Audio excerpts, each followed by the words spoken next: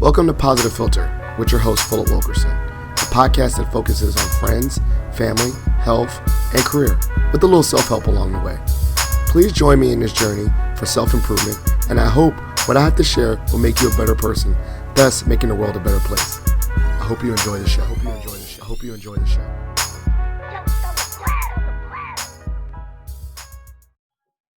Hey, ladies and gentlemen, boys and girls, it's Philip Wilkerson, joined by a very special guest, Mr. Ron Pollack. Now, this is a very special guest. I think everyone is a special guest to me, but this one is especially special because it was one of those times where you know someone through other avenues in personal family life, family, friends, and then your father-in-law connects you with him and sends you his accomplishments, and you're like, oh my gosh, like I did not know that someone I just called Ronnie was so well accomplished. And I'm really excited to have this discussion today to particularly talk about his career, and specifically about his career in working in a nonprofit world and really advocating for others, especially with healthcare. And as you know, with this podcast, Positive Philter, a lot of it is about impact and change and doing good in the world and really helping others. And there's no, like, his career, this gentleman's career has done that just in a large, very big way. But before we go into the podcast and me asking questions about his career, Mr. Pollack, could you give the listeners a brief introduction about who you are? Well, the I'm.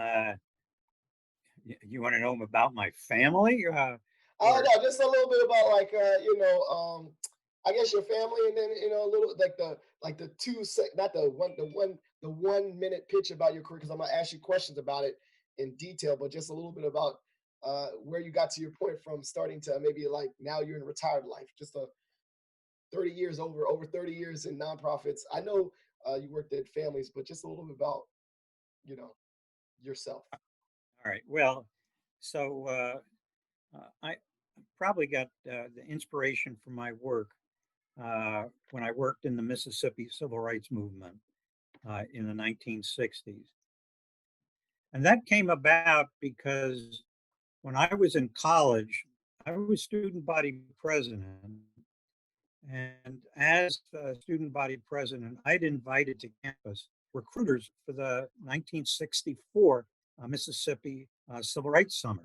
And one of the students who was recruited was a fellow named Andy Goodman. Andy was one of the three guys, the others were Mickey Schwerner and James Chaney, who were killed in Mississippi um, during that summer. It, some of you may have actually seen the movie that depicts that called Mississippi Burning. And I, during the time that they were missing, and everyone assumed that they were killed, I went to numerous memorial services with their families.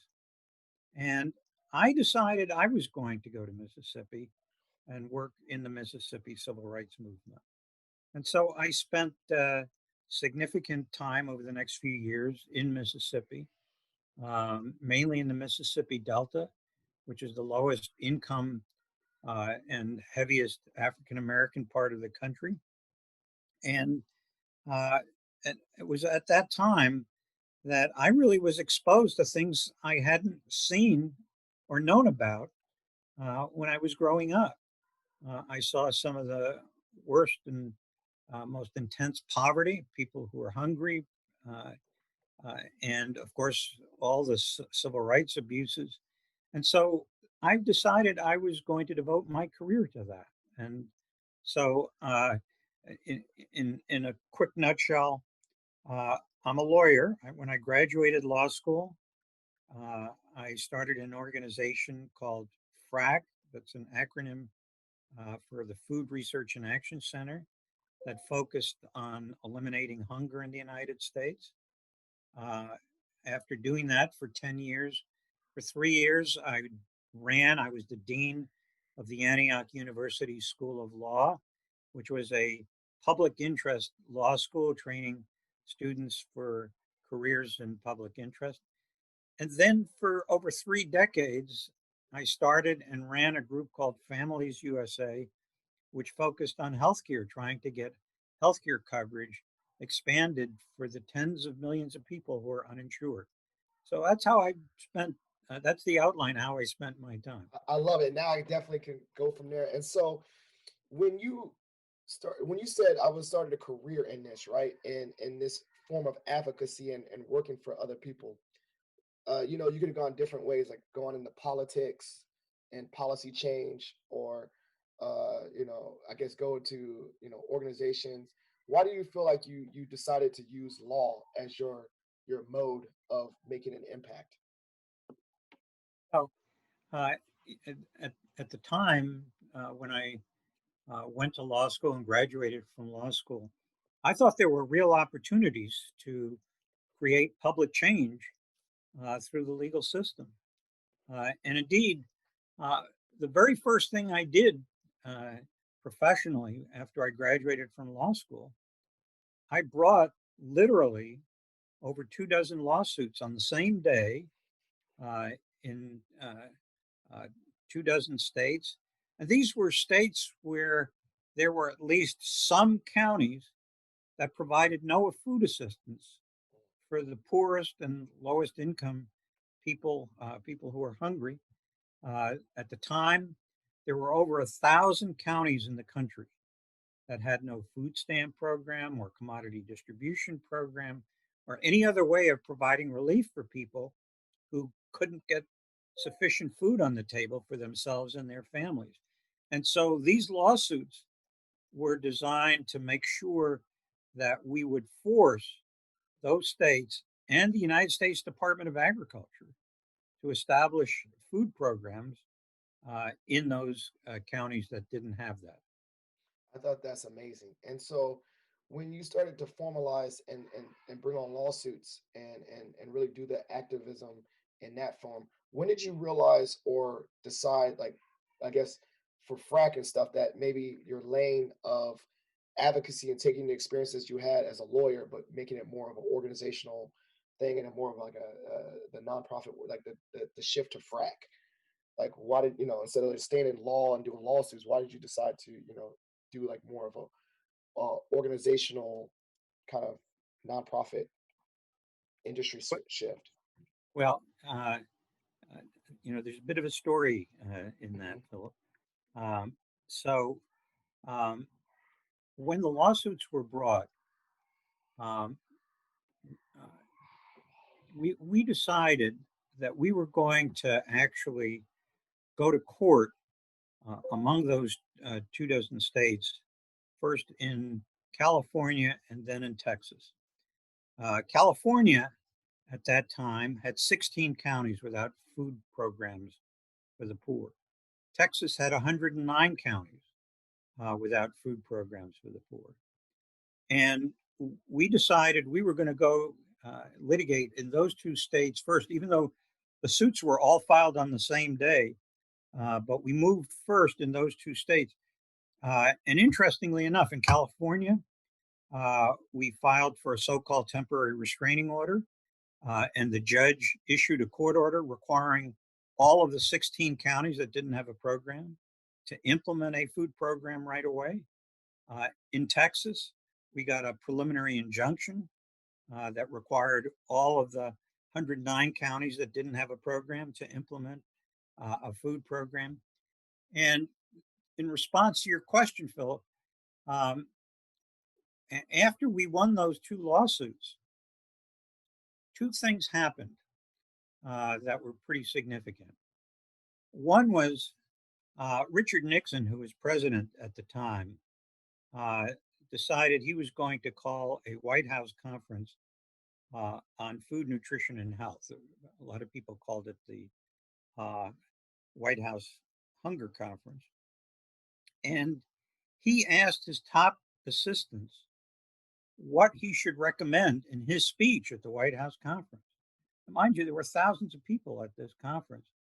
Uh, and he was uh, told by his two top aides. One was Daniel Patrick Moynihan, who was a senator from New York later on, and Jean Maillet, who was a nutritionist, who later became president of Tufts University. They said, you should come to the White House conference and say that you are going to make sure there's a food stamp program implemented in every county in the United States. Towards which Nixon said, well, that's going to get a lot of attention, but it's obviously going to cost a lot of money. And they said, no, it's not going to cost a lot of money because you see, we've got the 24 lawsuits that were filed against us. We've lost the first two, and we probably will lose the remaining ones. So why don't you make this announcement and wind up getting credit for something we might be forced to do anyhow? So actually, that's the story about how the food stamp program actually got expanded throughout the United States. The second thing that happened was that even before the White House conference, I got a phone call out of the blue from somebody of the so-called Office of Economic Opportunity, which at that time was a vestige of what Lyndon Johnson had established, the War on Poverty.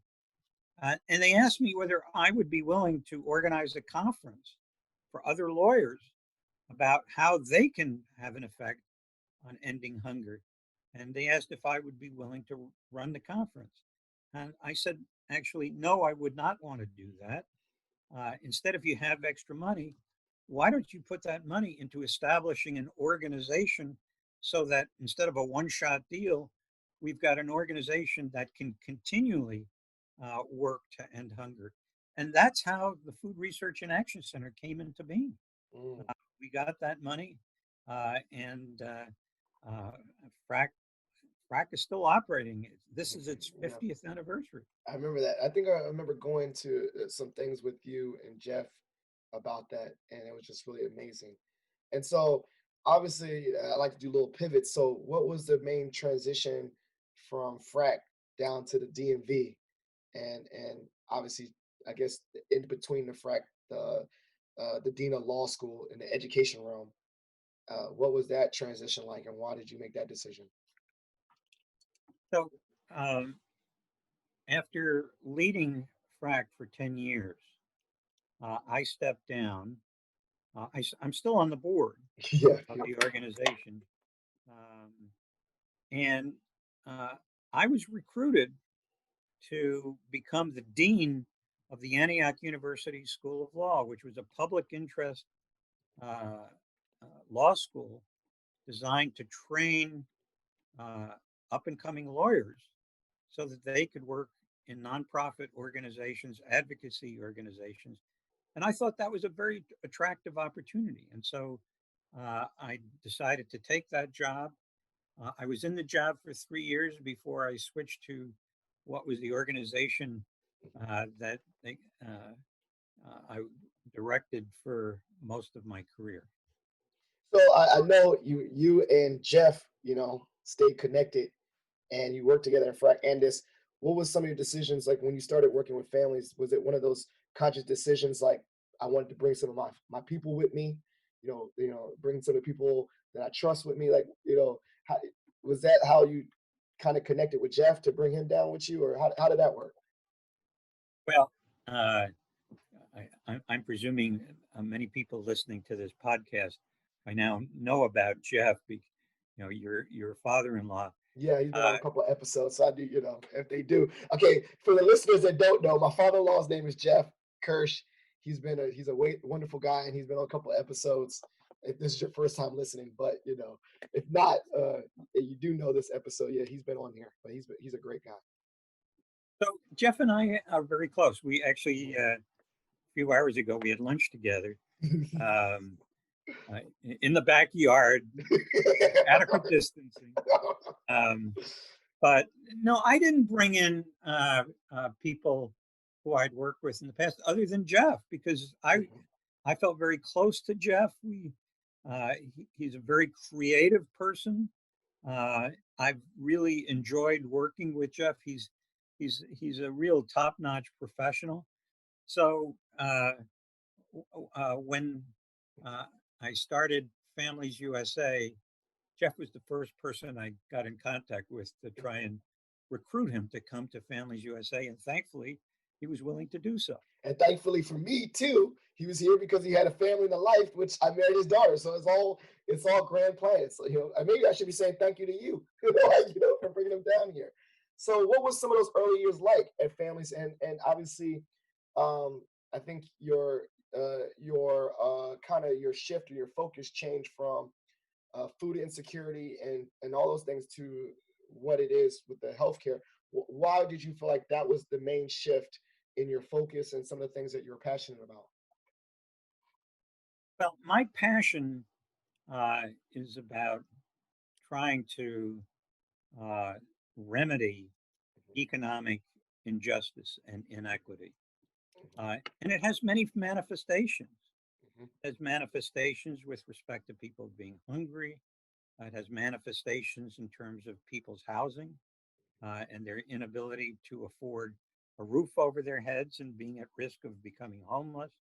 Um, Many people who are low income don't have health insurance and they can't get health care for themselves or their family. So these are all manifestations of a very similar thing. And when Families USA began, I said I started it. There was a man from Massachusetts, a fellow by the name of Phil Villers, uh, who was a wealthy man, and he wanted to start an organization that would actually be of great help to people around the country. And he had learned about me. Ultimately, he asked me to direct this organization that he was funding. Uh, and together, we decided the focus would be on trying to expand healthcare coverage so that people would no longer be uninsured. so obviously, Frac was in New York. This organization was in DC. Um, Obviously, did you was the location exponentially different because this is where policy is being made in the DC area? Did you see a shift on how you had to navigate yourself as a professional in a different space as opposed to what it was like in New York, as opposed to what it was like in DC? Like, I don't know, just be more politically savvy, or I don't know. What did you, with the location of your job here in DC, did you feel like you had to shift in how you worked and operated? The interesting thing was um, we moved from New York to Washington in the middle of my tenure at FRAC, leading Mhm, FRAC. Our office was located in New York, uh, and at some point, it became pretty clear that a lot of the political work that we needed to do mhm, in order to improve the rampant conditions of hunger throughout the United States would come through laws passed by the Congress and administered in agencies in Washington. So we actually moved our operations in 1976 uh, from New York to Washington.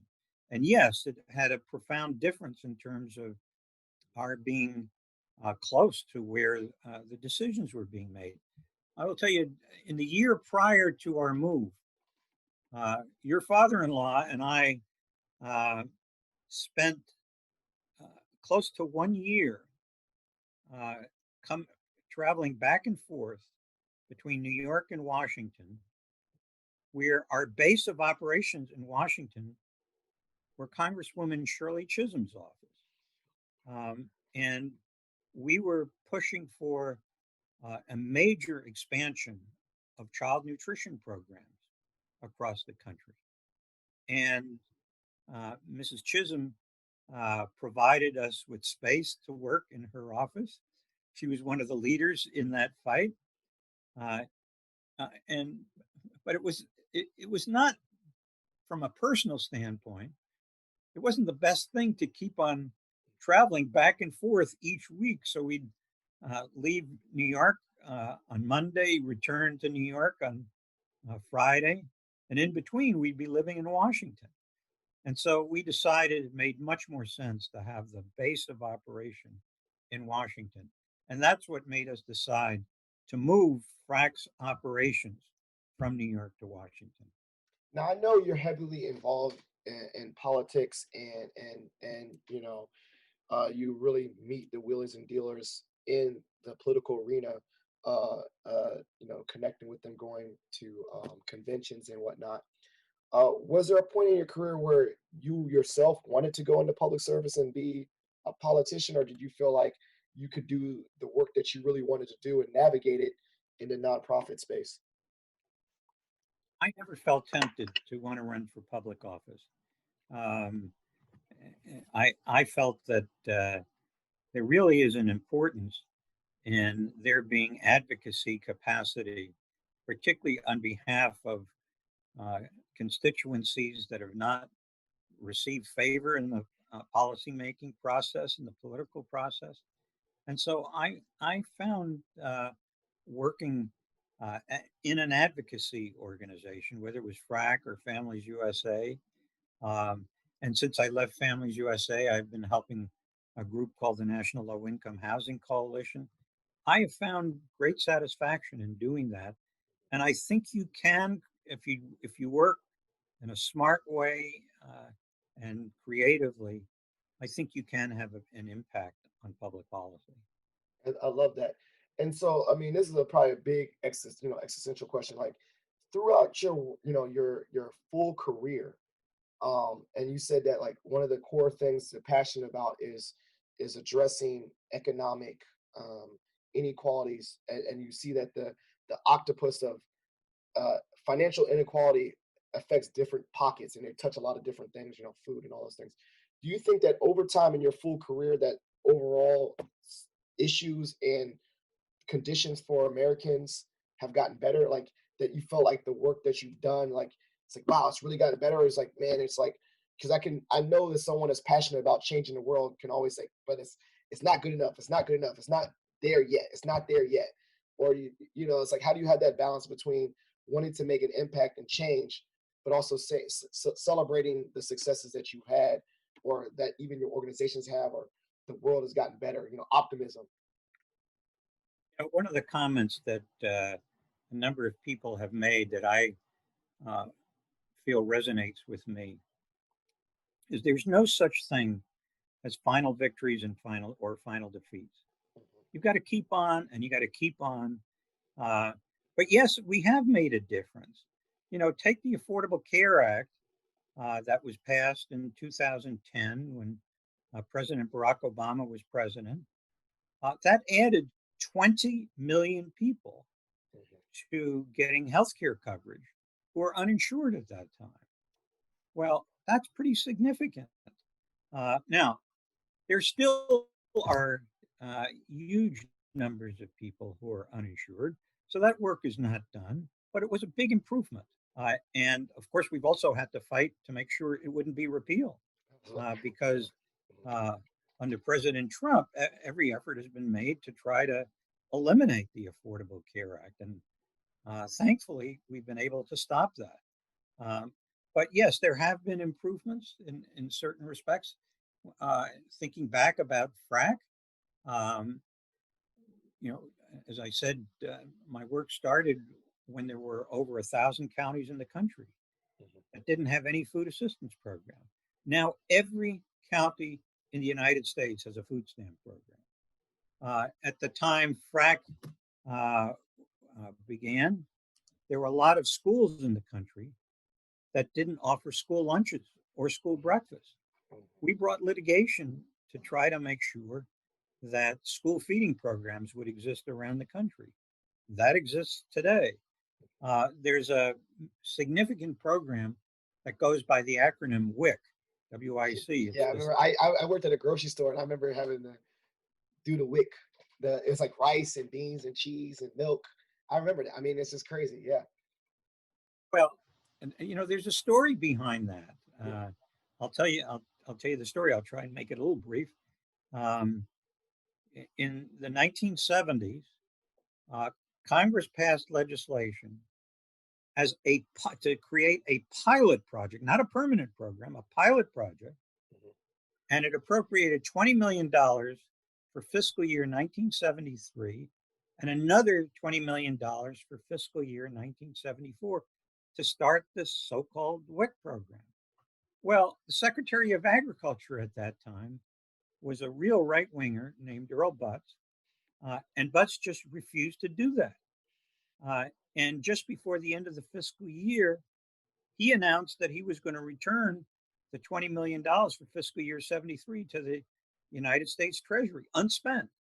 So we went to court and we sued Butz. And we asked that the WIC program began. We asked that an injunction be issued so that he couldn't return the $20 million back to the Treasury. And we asked that that $20 million be carried over to the next fiscal year, 74, so that that money would be spent to feed hungry moms and infants. And the court agreed with all that. And uh, there are more pieces to that story. 5 months later, the Secretary of Agriculture still refused to implement it. So we filed a motion to hold the secretary in contempt of court.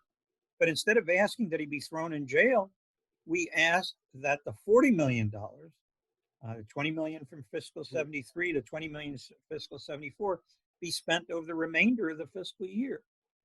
And the judge issued a court order to that effect. And then it was about 3 or 4 months later, and he still hadn't done it. So we filed a tougher motion to hold the secretary in contempt. And the judge issued a very tough court order requiring that that $40 million be spent over the remainder of the fiscal year. And by that time, there were only 3 to 4 months left. So the programs finally began.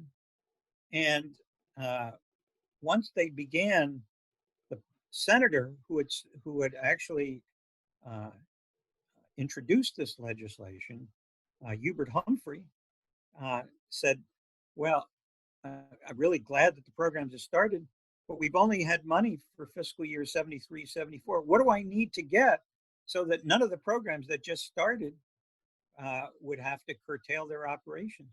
And we did a good faith estimate, and we told the senator it looks like it's going to be about $250 million. So uh, Humphrey went to the Senate. He was able to get legislation passed for $250 million for the WIC program. So here's a program that was intended as a pilot program, $20 million, all of a sudden became a $250 million program. And it's grown from there, and it's a very effective program, and it provides high nutrient foods for some of the most vulnerable infants as well as moms. And I've seen that, and it's like generational.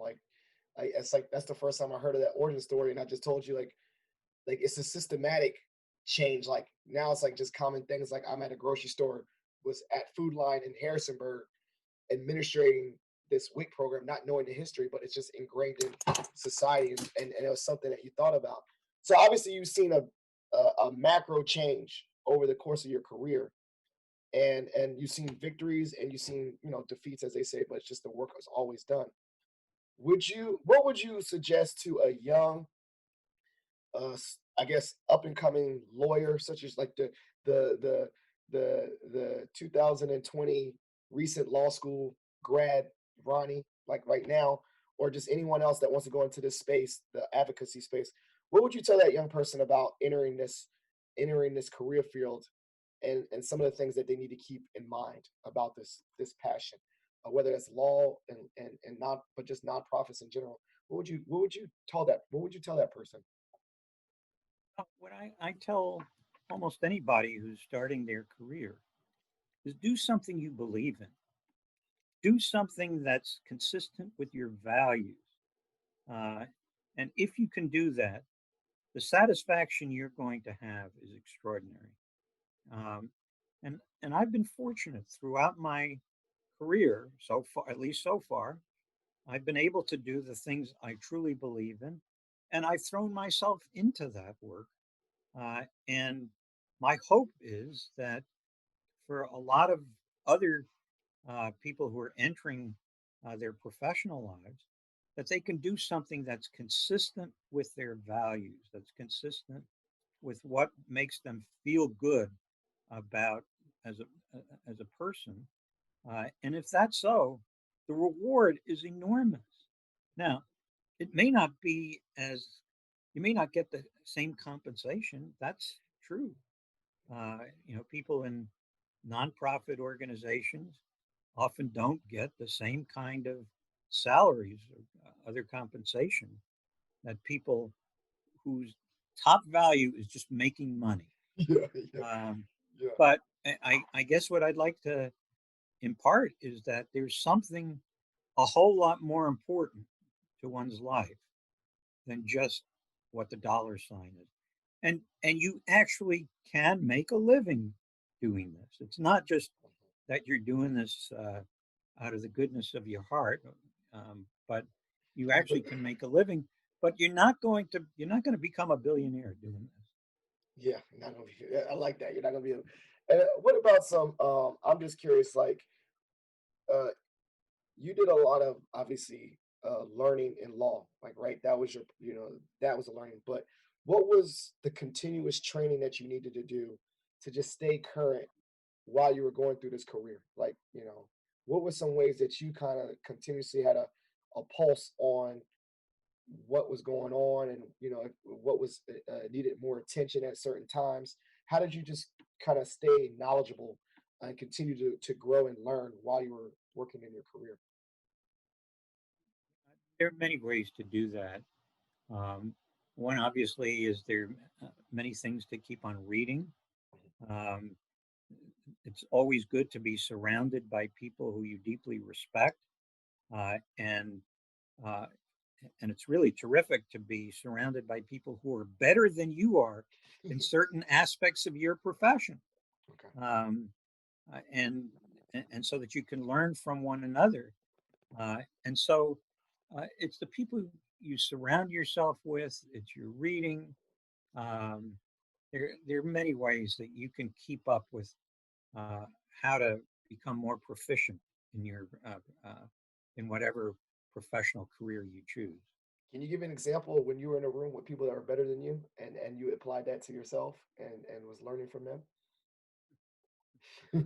I think we could be on this podcast for another 7 hours uh, in terms of examples.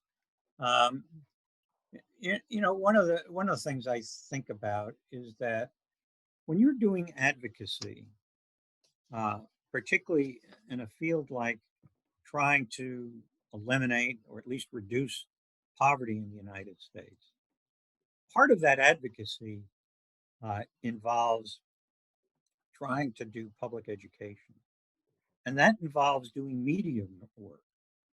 And um, we were very fortunate, particularly at Families USA, to have uh, really smart, creative professionals uh, who knew how to work with the media in a way that would get coverage for the issues and the concerns and the problems we were trying to address.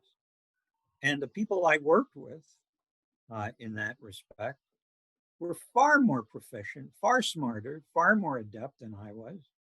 Uh, and I had to learn to follow their advice. Uh, and so, it's a really important thing to surround yourself with people from whom you can learn, uh, because that's the way you grow.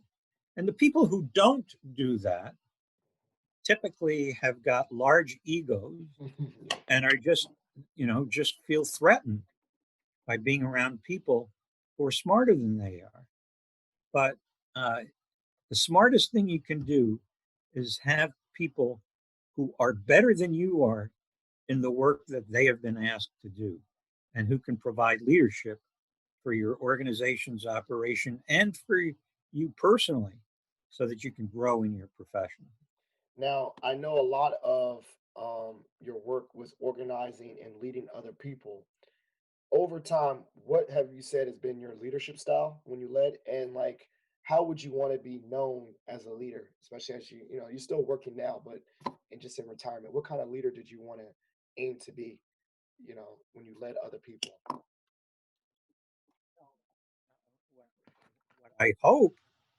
uh, I hope that people thought uh, I was truly collaborative, that I trusted judgments, um, that I valued the people I was working with. Frankly, the people I worked with, overwhelming majority, I really liked a lot. Right? And that's a blessing.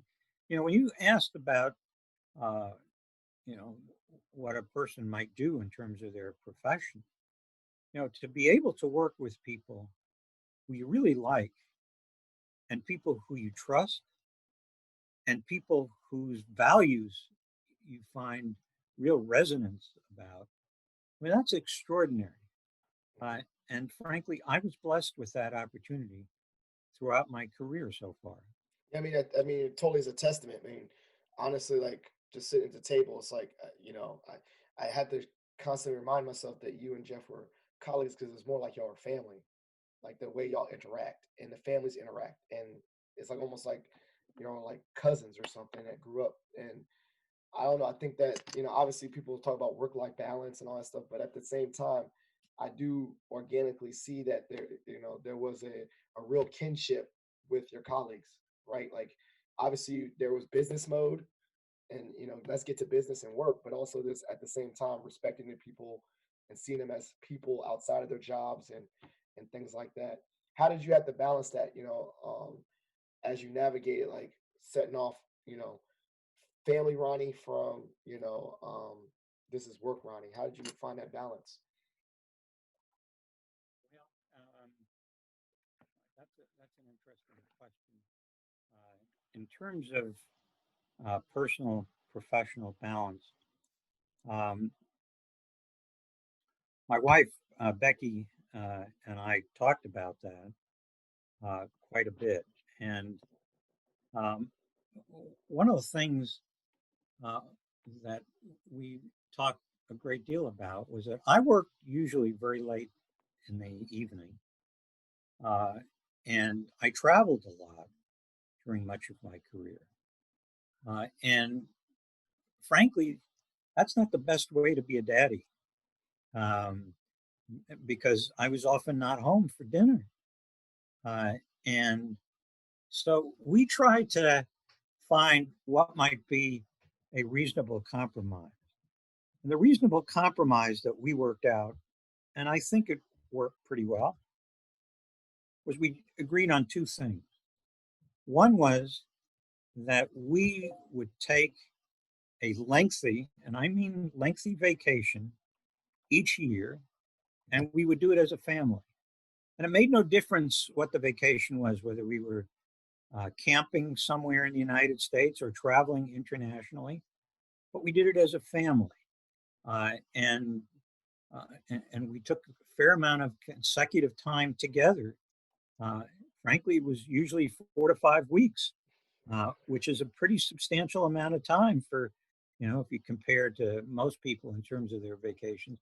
But I tried to do this uh, almost as religiously as I could. So that was one thing. The second thing was we have 3 children. And one of the things that we decided was that each year I would take each child one on a so called, in quotes, daddy trip. Um, and a daddy trip usually would be a weekend trip. And it could be part of my work when I was traveling on a job, or it could be something else. And it would be something I would negotiate with each child. So my daughter is the oldest of the 3 children I have. She's the real outdoors person. And she and I did a lot of outdoor camping together. Um, my older son, uh, uh, he likes politics and he likes sports. So we went to a lot of sports events, and I took him to at least 3, maybe 4 Democratic conventions. Yeah, Uh, which he still goes to the day, and then you still do the sports today. I can see well, that. we were supposed to go to this year's, but obviously we're not. Uh, and my youngest son, he liked going to amusement parks. And so we would do that. Uh, and these were things that were constantly negotiated between each of my children and me. Um,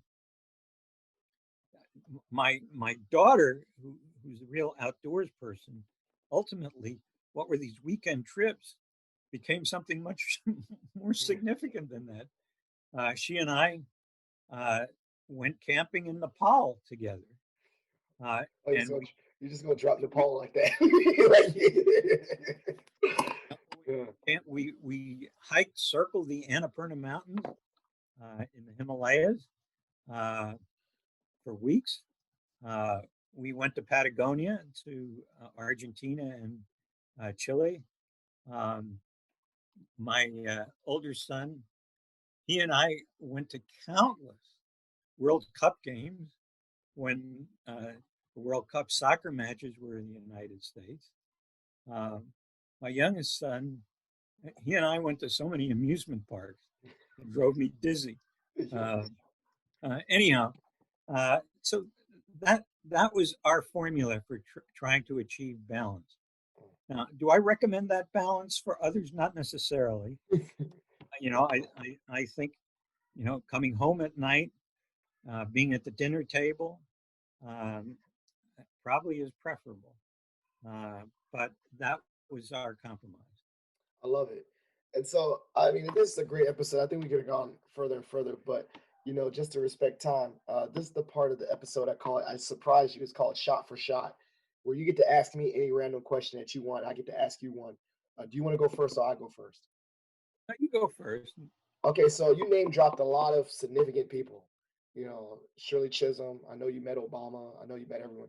Was there even a moment when you met someone that even you, over time, was still starstruck? Well, there's no question. I did meet Dr. King, and I spent several meetings, a number of meetings with President. I would say the person who made the deepest impression on me is someone I think probably most of the people listening in on the podcast may never have heard of. It's a fellow by the name of Bob Moses. Now, Bob Moses was a key organizer in Mississippi for SNCC, the Student Nonviolent Coordinating Committee. And the first time I met him, I was in college, and I heard him speak, and he had what I would call anti-charisma charisma. Okay. What I mean by anti-charisma charisma is that he wasn't bombastic, he wasn't pounding the table or anything. He spoke very softly, and uh, I, I was just taken by uh, so many things about the integrity of that person, his bravery during the civil rights movement. He'd been jailed a number of times and beaten a number of times. And I've got to tell you a funny story.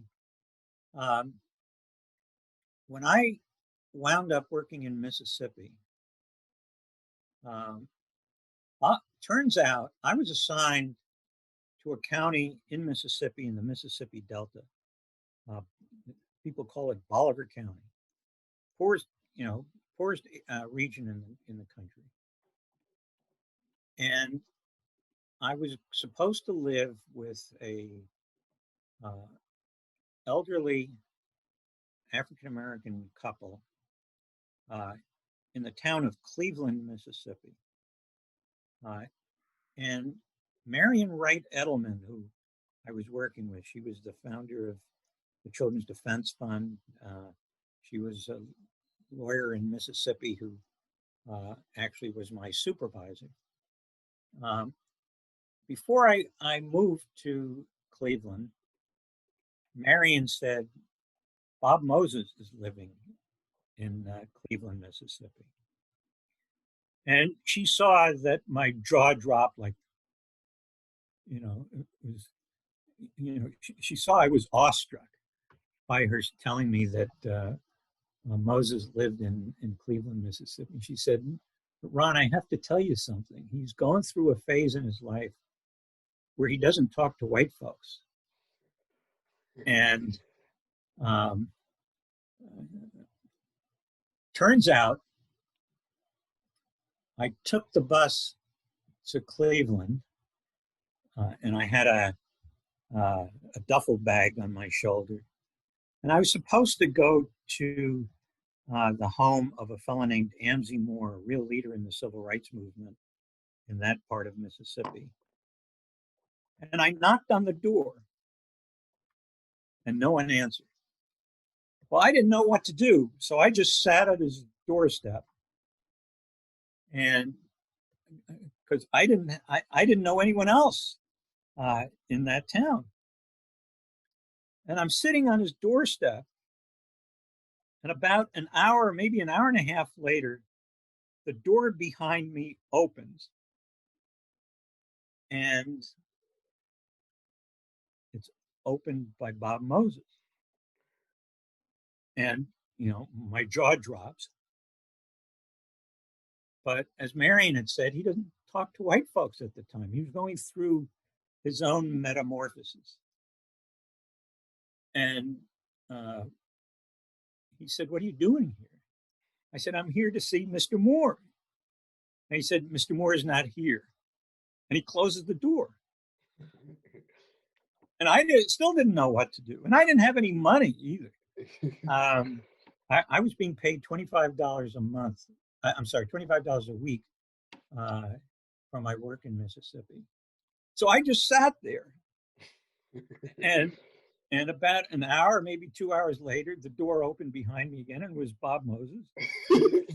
And he said, "Amzie Moore is not coming here today." And then he said something to me that I took as the worst insult he could say to me. He said, "I'm going to take you to the Holiday Inn, and that's where you'll stay tonight." And I didn't want to go to some white folks' hotel.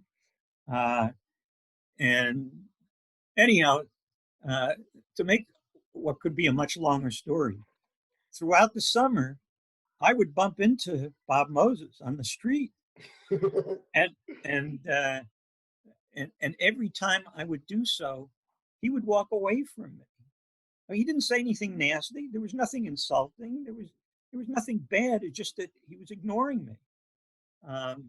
And the first time I had seen him, this is before I went to Mississippi, I was so awestruck by him. I was following him around. I didn't want him to know that I was following him around. I'd follow him, and he'd be in a little group of people talking, and I would turn around so he wouldn't notice that I was following him. But he was, for me, just such an impressive person. The integrity, the bravery, and he was much of the leader of that 1964 civil rights summer. Wow. I like that. I like that. Even like the story. I like also that when you say starstruck, you think like, gave you hot. He's like, "Nah, I still don't want to deal with you." Like it just showed like it humanized him. Like he was still going through his own things, and just saw like, wow, you saw the real side of him. Like he, I mean, he probably was beaten by white people, so he probably was just upset, and he had to process that in his own way. Well, I think that was part of it, but he was the one who really organized the Mississippi summer of 1964. Mm-hmm. And the three guys were killed: Andy Goodman, Mickey Schwerner, and James Chaney. And I think to some extent that probably had quite an effect on him. Mm-hmm. And he had seen other people who'd been beaten, jailed, and so on. And I think he felt that for the civil rights movement to mature, it really needed to be led by African Americans. So I never wound up talking to him after to find out what was going on, but it was a very profound experience. I love it. I feel like I can't even touch that. I don't even know what you're gonna ask me, but it's not even a drop in the bucket for that, man. That's quite a story. So, Phil, I got to know you by virtue of your marriage. Yeah. To Jeff's daughter, who's always been a favorite of mine. Yeah. I've loved Maggie, um, and I've loved the two of you as a couple and as a family. Um, so I'm curious, how do you see your future? What is it that would be most important to you as you think about your career and your personal life? How do you want that uh, to move forward in a way that's really going to be meaningful for you and meaningful for uh, your your wife and your two sons?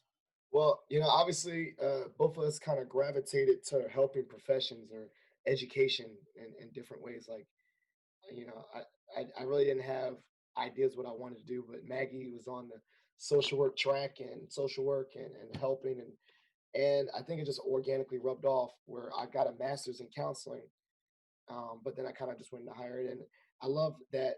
I kind of agree that a lot of the things that I shape my career is about values first. Like I really enjoy helping people.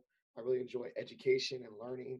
I really enjoy like students, but at the same time, I want to make a living. So I'm just working on, particularly for both of us, how do we make a sustainable living, especially in Northern Virginia with the cost of Northern Virginia, but at the same time being making a sustainable living with both of us having at the forefront that whatever we do career wise is helping people. Because obviously for us, Maggie and I, both of our careers have been led with like she doesn't want to do anything else but be a social worker. I particularly have thought about what my career dreams are. Yeah, I'm still not sure what it is, but I know it has to be something related to education, leading, learning, and some form of helping people. Now, but I do want to make money. I do want to have a house. I want to have opportunities to take weeks on vacations and definitely at bare minimum travel and go to new countries. I love traveling. So I'm trying to still find that balance of still having career aspirations and moving up the what we call career ladder, but not moving up the career ladder where I'm giving up or sacrificing the core values that make me happy in regards to helping. Like, you know, I don't want to go so far away from that. A 6-figure job, but I'm not even closely remoted to what made me passionate about it. Like so it's that balance. I think that's a balance a lot of people have. I don't think if I wrote down on a piece of paper, I don't think ever the things that made me happy were money driven, but the things I like to do have money involved. Like I love going to sports. I love going to sporting events, but you got to pay for tickets. I love traveling. You got to pay for that. So I'm in that. I really wrote that down because that really resonated with me. What you said, it was you obviously you have a home and you got to do amazing traveling and it's family time, but you had to work very hard. But at the core of it, your work and career was centered around values. And that kind of when I look back on my career, similar to yours and Jeff, I want to have a career where it was like I provided for a family and had fun and did things, but also I was able to provide, but also like did not sacrifice no matter what through my career. I did not sacrifice my values or who I was or my authenticity. So Well, that's kind of where I'm going with that. it probably is the most important thing. And, as you get older, uh, and I think I've gotten a little older, um, the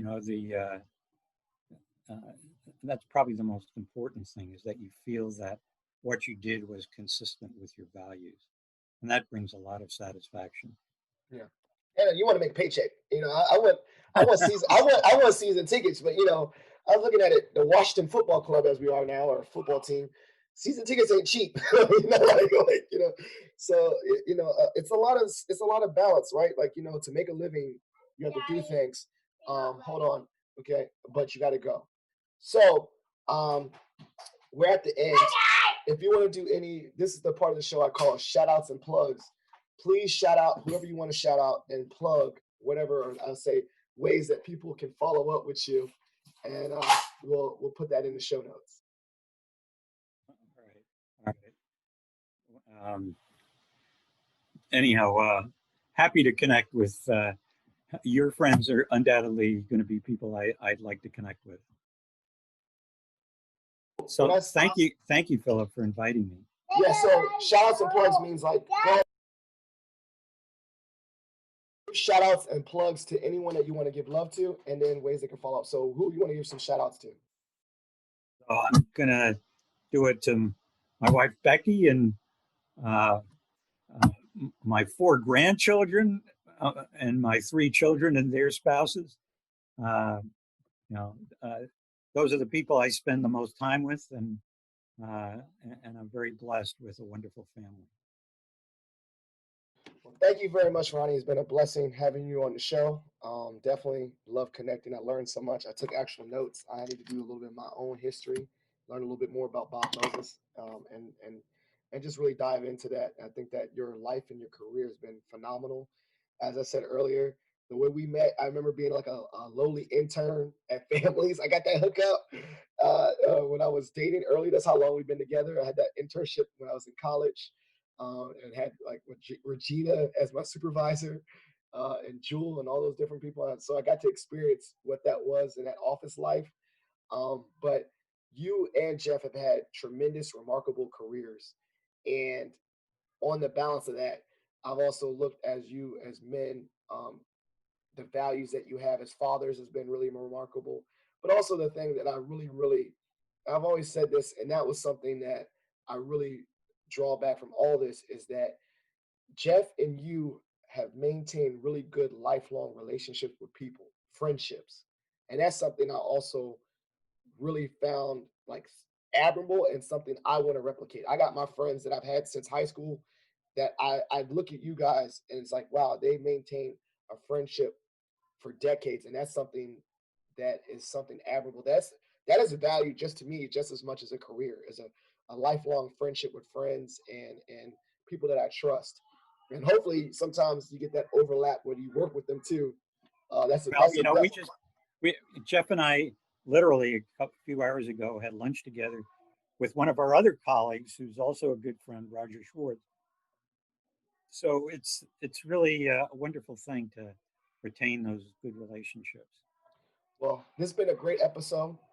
And so, Positive Filter listeners, please check out this episode and share it with your friends. Positive Filter on all the different platforms. If you like this podcast, you can leave a rating or review on iTunes. If you have a voicemail for the podcast, the number is 571 336 6560. That's 571 336 6560.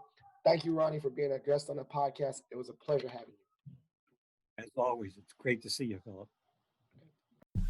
Thank you for listening to Positive Filter, a podcast that focuses on family, friends, career, with a little self-help along the way.